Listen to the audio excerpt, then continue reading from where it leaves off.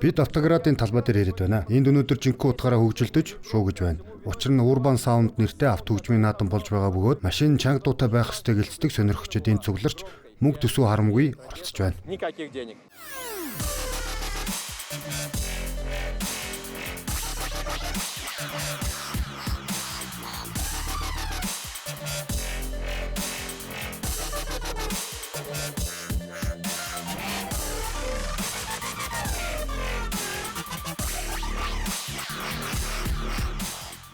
Чанга бас содон ингэж л Urban Sound наадмыг тодорхойлж болно.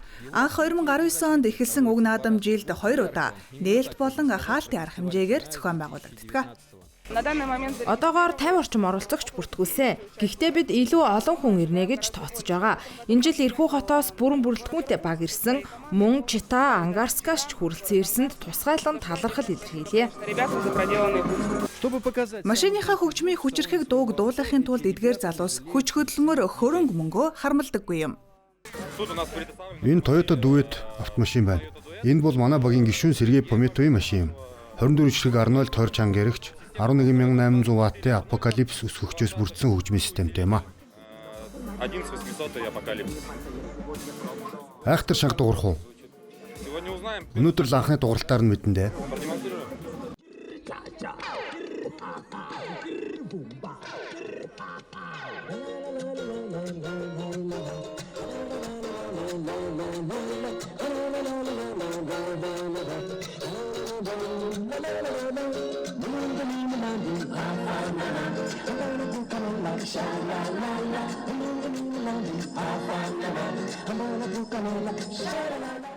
Зарим оролцогчид анх харахад хинж төсөөлөхгүй төрлийн машинуудыг бүрэн өөрчилсөн байдаг ажээ. SPL төрлийн тохиргоо сабвуферийн холбоо 2 ширхэг асаа өсгөгчтэй. Яагаад газель гэж гардуур байсан бохоггүй юу?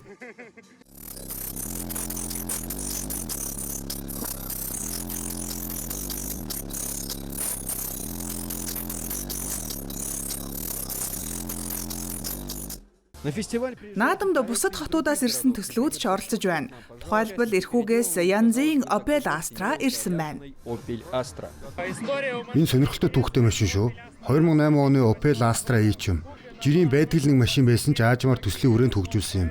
Маш их цаг хүч хөдөлмөр орсон. Дуу тусгаарлалтаас эхлээ кузовын бэхэлгээ хүртэл бүтцийн үед бүгдийг нь дахин хийсэн. Дууны хөгжмийн үед гэвэл хаалганы автсанд 12 хос 20 чанга яригч, 6 хос рупер, 4 ширхэг 12-ийн сабвуфер сурлуулсан.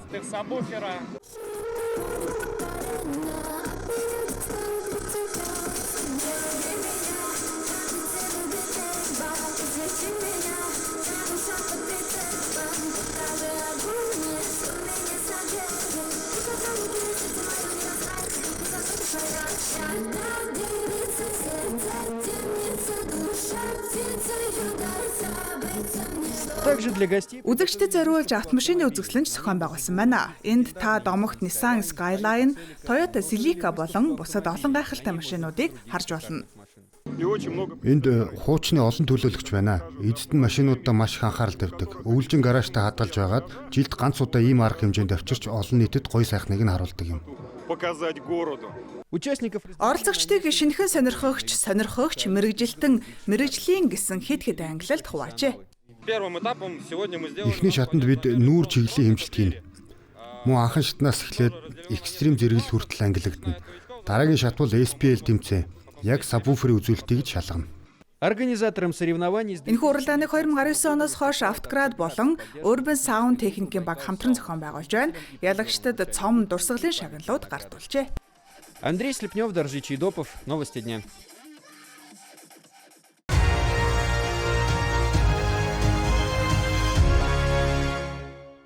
Юрий Гарнаев 1917 онд мэндэлжээ. Даржин амьдралтай гэр бүл, хүнд цаг үе гэсэн ч тэрээр бага наснаасаа амьдралынхаа гол чигийг сонгосон.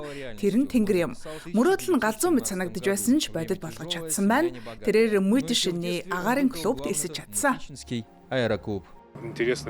Их сонирхолтой хувь тавилантай хүн юм а. Олон янзын эргэлт докторгүй үеийг туулсан.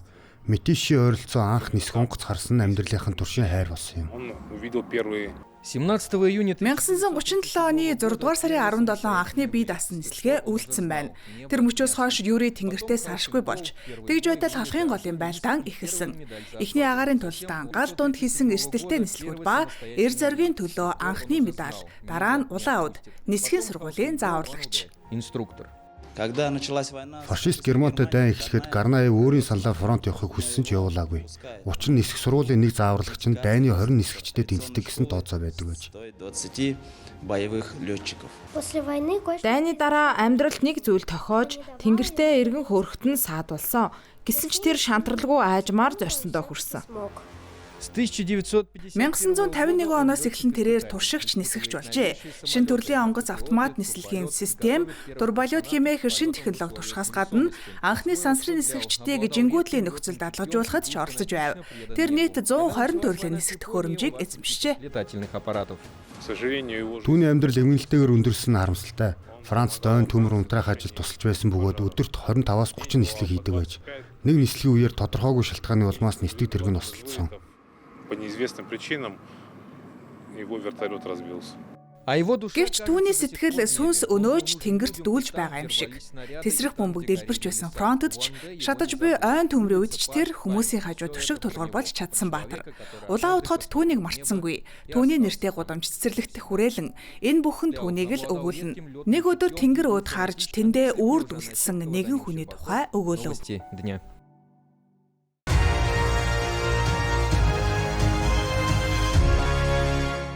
Более 80 22 автомашин 80 гаруй оролцогчийн бол эрхүү мужидах Роснефть компани салбаруудын хамт олонны оролцсон ялалтын автоцугаа юм. Тэдний дунд Верхнечонск нефтегаз, Иркутск нефтепродукт, Тас Юрх нефтегаз добич зэрэг байгууллагууд байна. Автомашинуудаа эх орны дайны ялалтын бэлэгдэл бүхий туг, урай лозон зүүж тэд хамгийн түрүүнд мөнхийн галт бамбрын дэргэд очсон юм.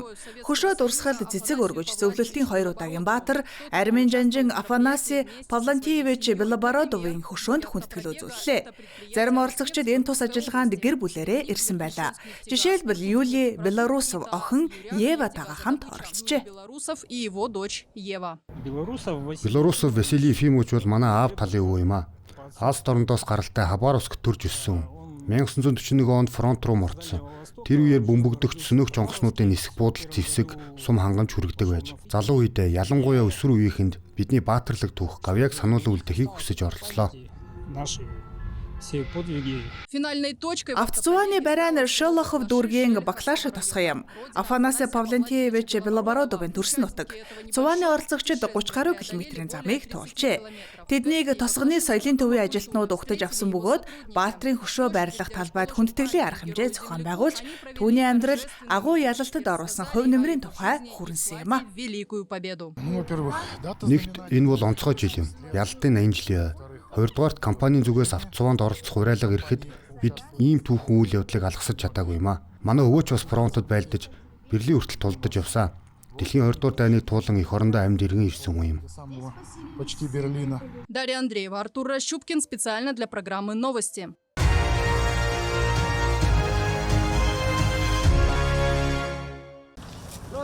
Өглөөний мэндэ. Өглөөний мэндэ. Өдрөө сайхан өнгөрүүлээрэй. Сайн сайхныг хүсье. Читай хотын 28 дугаар цэцэрлэгийн жижүүр Сергей Георгиевич Чумаков өглөө бүр хүүхдүүд болон аав ээжүүдийг ийм сайхан үгсээр угтдаг. Сайхан үгээр угтаагүй хүн гэж байхгүй. Юу хүмүүжил вэ? Өглөөний мэндгээд сайхныг хүсэх нь хүмүүжил гэж үү? Сургуумжуулах явдал шүү дээ. Хүүхдүүд мэдлэхгүй өнгөрүүл би миний хүүхдүүд мэдлэлд сураарай гэдэг байхгүй юу?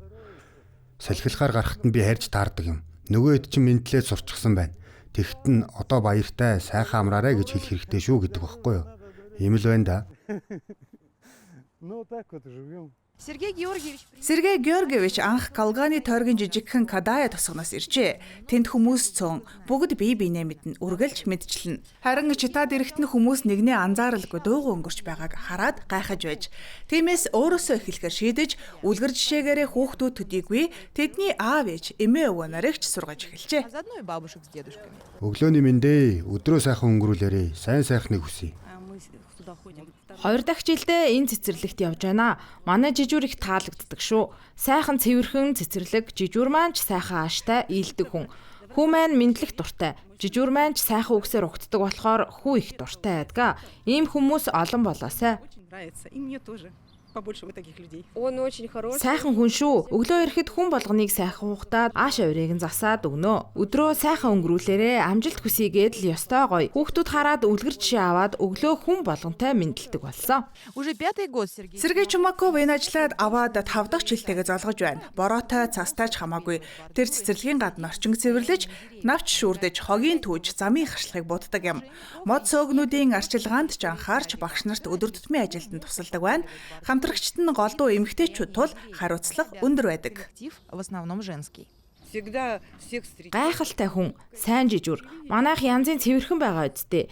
Хүн бүрийг инээмсэглэн ухтана, хүн болгонд сайхан ханддаг. Бид ч баяр болгоноор баярлуулахыг хичээдэг дээ. Угаасаа манай цэцэрлэгийн ганц эрэгтэй нь шүү дээ. Энэхүү ердөө ганц хүний энгийн сайхан үгс 300 гаруй хүүхэд болон тэдний гэр бүл инээмсэглэл, урам зориг бэлэглэж байна. Тэр бол цэцэрлэгийн жижүүр төдий биш, тэр өдрийн сайхан эхлэл, хүний сэтгэлд гэрэл асаадаг хүн юм.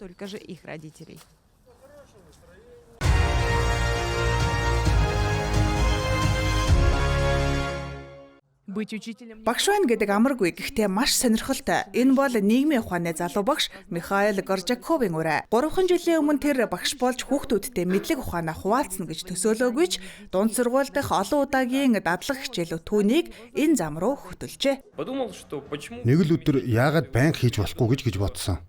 Би магистрт сурч байгаа ч давхар ажиллаж өөрийгөө хөгжүүлж болно шүү дээ. Боловсролын салбар бол маш үн цэнтэй ажил юм. Чи бүтээлч ур чадвараа хөгжүүлж, мэргэжлийн хувьд ч хөгжиж боловсрон шүү дээ. Одоо Михаил өөрөө суралцаж төгссөн өвөр байгалийн хязгаарын дунд сургуульд багшилж байна. Тэрээр ахмад багш нарын туршлагатай аргуудыг өнөө цагийн шинэлэг хандлагатай уялдуулан хэрэгэлдэг. Хичээлийн танилцуулгад мем ашигладаг бол сурагчдаа Сингапурын технологийн дагуу бүлэглэн суулгаж, харилцан ярилцах, хамтран ажиллах чадварт сургадаг. Ингэснээр хүүхдүүд зөв хариуг зөвхөн цээжлэх бус бодож, ойлгож, өөрийн чадлаар зөв хариултад хүргэдэг. Боловсруулаагүй энгийн мэдээлэл өгөх нь хангалтгүй юм. Нэг чихэр ороод нөгөөгөр нь гарцхан шүү дээ. Уран бүтээлч арга хэрэглэж тоглоомын технологи, судалгаа, төслөөр ашиглах нь чухал юм. Тэгвэл хүүхдүүд гайхаж алмаар нь суухгүй мэдээллийг бүрэн гүйцэд шингээж авна. Чита хотын шинэхэн багш саяхан багшийн нээлт нэртэй бүх Оросын уралдаанд оролцож, шилдэг оролцогчоор шалгарч, шагналын эзэн болжээ. Уралдаанд Оросын 55 бүс нутгаас 200 гаруй залуу багш өрсөлдсөн байна. Бүгд тун чадварлаг мундаг багш нар байсан. Ер нь бол энгийн нэг тэмцээн уралдаан шиг биш. Аль би чамд туслая, бид чамд тусламаар байна маягийн уур амьсгалтай байсан. Энэ харилцаа чинь тэнд байсан багш нарын дунд сэтгэлийн уялдааг үүсгэж байгаа юм. Дундын нэг чаттай, заа харгачлалын нэг том сантай гоё байсан. Михаилийн дараагийн зорилго нь магистрийн зэрэг амжилттай хамгаалах. Учир нь жинхэнэ багш хүн өөрөө тасралтгүй суралцаж, шинэ мэдлэг, шинэ хандлагын төрөнд алхах ёстой юм.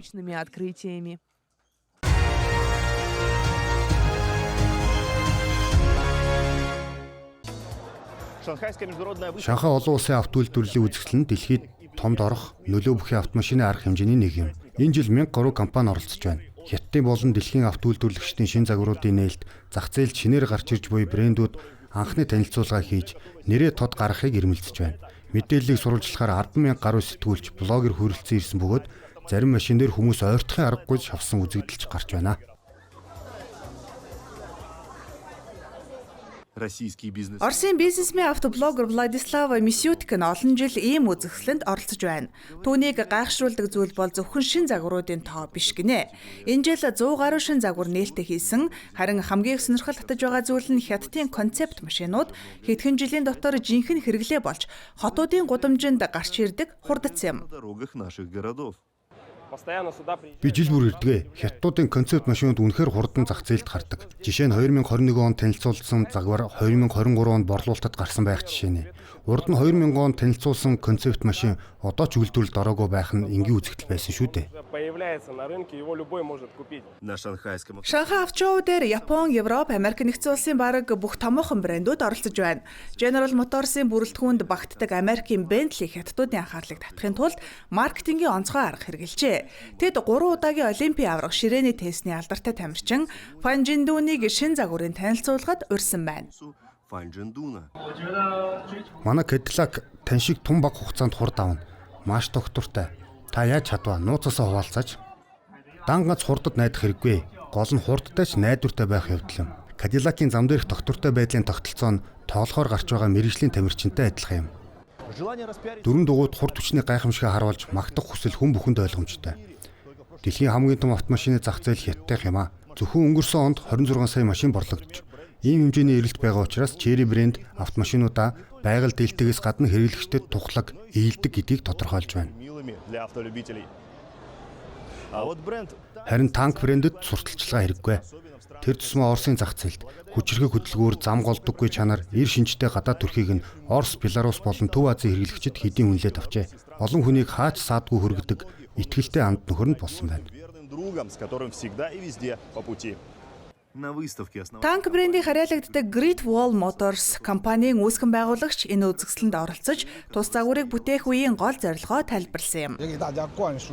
Жолоодж байгаа хүн бүрт хүссэн сэтгэл хөдлөлөө хүртээсэй гэсэндээ энэ брендийг бүтээсэн юм а. Хамгийн гол нь аюулгүй байдал. Тийм учраас манай модельүүдийг туулалтаасан шилтгаалan 4 ангилалд хуваадаг юм. Супер бартаад замынх, энгийн бартаатынх, 4 дугуйн майждаг болон хотын 4 дугуйн майждаг гэдэг. Америк нэгдсэн улс 25% гайлын татвар оноос нь ч энэ нь дэлхийн автоулдвэрлэлд саад болоогүй. Харин ч хятадыг чиглэх хандлагыг улам хурцсгасан байж. Үүнтэй Америк нэгдсэн улсын автцэлбэг үйлдвэрлэгч Borg Warner компани удирдлагууд санал нийлж байна. Хятад бол үнэхээр гайхалтай зах зээл. Сүүлийн 20 жилд хэрхэн өсөж хурдцтай үүснийг бид бэлхнээ харж байна. Өнөөдөр Хятад дэлхийн номер 1 автомашины зах зээл болсон. Бид энэ хөгжлийн нэг хэсэг байгаадаа бахархдаг. Энд ирээд л автомашины ирээдүйг мэдэрч болдог доо. Гадаадын мэргэжилтнүүд Хятадын автомашины хөгжлийг өндрөөр үнэлж байна. Түүнчлэн тэдний машины найдвартай байдал, аюулгүй байдлыг онцлон дурдлаа. Мексикт Хятадын олон брэнд байгаа. Жинхэнэ тесрэлт болж байгаа шүү. Great Wall Motors бол Мексикт хамгийн алдартай брэндүүдийн нэг. Тэдний Ora, танк, хаваал зэрэг загварууд манад их явдаг шүү. Өнөө цагийн автоулдвэрлэлийг дэвшилтэт технологи ухаалаг шийдэлгүйгээр төсөөлөх аргагүй юм. Жишээлбэл машин доторх агаараа цэвэршүүлэн, цэвэр агаар сэнгэнүүлэн хангалах үнэрийг нь хүртэл өөрийн хүснээрээ тохируулж болдог болжээ. Та өөрөө хүснээрээ тохируулж болно. Энэ бол цэцгийн үнэр. Үүнийг жимс навчсны үнэртэй ослуулж болно. Ингээд старт овчийг дараад хитгэн ором хүлээх хэрэгтэй. Хаврын ойшиг үнэрч шүү. Тийм ээ, үйлчлүүлэгчдийн хүслээр хавар, намар, зуны үнэрч бэлдэж өгч болно. Шанхай үзэсгэлэнд гадаад компаниуд ч оролцож байна. Жишээ нь Яндекс компани Хятадын автомашин үйлдвэрлэгчдэд Оросын албаны улсын зах зээлд чиглэсэн дижитал шийдлүүдийг санал болгож байна. Яндекс компани Хятадын бизнесүүдтэй хэд хэдэн чиглэлд хамтарч ажилладаг. Яндекс Авто бол энэ хамтын ажиллагааг улам гүнзгийрүүлэх дараагийн алхам юм. Бид жолоочийн амьдралыг илүү тав тухтай, хөгжилтэй, хялбар болгох экосистем санал болгож байна. Энэ бол автомашин зориулсан тусгай Яндекс үйлчилгээний цогц шийдэл юм. Хүчирхэг жип үү эсвэл ирээдүйн спорт машин уу, төсөв төвлөрсөн гэр бүлийн загвар уу эсвэл тансаг зэрэглэлийн машин уу, өдөө хатгсан загвар уу эсвэл даруухан бизнес хэв маяг уу. Өнөөдөр Хятад улс ямар ч хэрэглэгчийн хэрэгцээнд тохирсон, ямар ч төсөв таарах автомашиныг санал болгож чаддаг болжээ.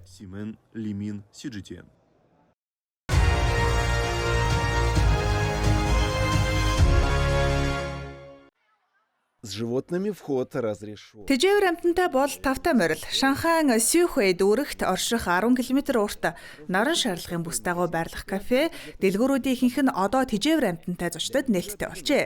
Тэдэнд зориулсан тусгай бүс, амрах хэсгүүдийг ч тохижуулсан байна. Энэхүү өөрчлөлтүүд нь Шанхайд тэжээвэр амтан тэжээх хандлага эрс нэмэгдэж бизнесүүд шин хэрэглэгчдийн хэрэгцээнд дасан зохицож байгаагийн илэрхийлэл юм. Би кофе ууж цайлахаар явна. Энд би нохоотойгоо хамт цайлж болно. Үйлчлэгээ сайтай газар шүү. Нохоотойгоо дэлгүүр орохоор баярлдаг. Тийм болоод л энд ирэх дуртай байдаг. Задгаа талбай дээр нь хүмүүс болон тэжээвэр амьтдад зориулсан амралтын бүс бэлдсэн байгаа. Тэжээвэр андуудыгаа уяад орхиж болох бүсж байгаа. Мөн дөрвөн хөлт андуудаа ундаалж болох тасалгаач биш шүү. Манай үйлчлүүлэгчдийг дэмжих алба угаах хэрэгсэл, ялгцыг нь түүх хэрэгсэл болон хүзүүвч зэрэг хэрэгтэй зүйлсийг үнэгүй хангадаг.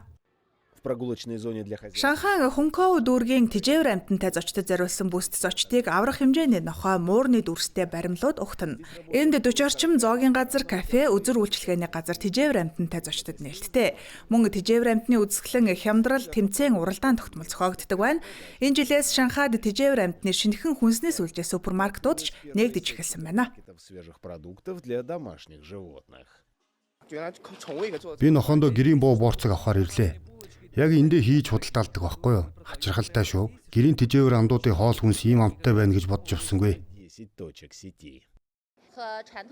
Бид дотоодын тэргүүлэх тижээвэр амьтны бараа үйлдвэрлэгчид болон хүнсний үйлдвэрүүдтэй хамтран шинэ бүтээгдэхүүний шугам нээж нэр төрлөө тэлж байна. Дан ганц бодит дэлгүүрүүдээр зогсохгүй онлайн худалдаа 10 км дотор хүргэлтийн үйлчилгээч үзүүлж байгаа. По данным статистиков, Статистик мэдээлэлээр Хятадд албан ёсоор бүртгэлтэй 50 сая гаруй тижээвэр нохой байна. Харин тижээвэр амьтдын бараа үйлчилгээний үндэсний зах зээлийн хэмжээ анх удаа 300 тэрбум юанийн босхийг давсан нь энэ салбарын өсөлтийг илтгэж байна. в CGTM.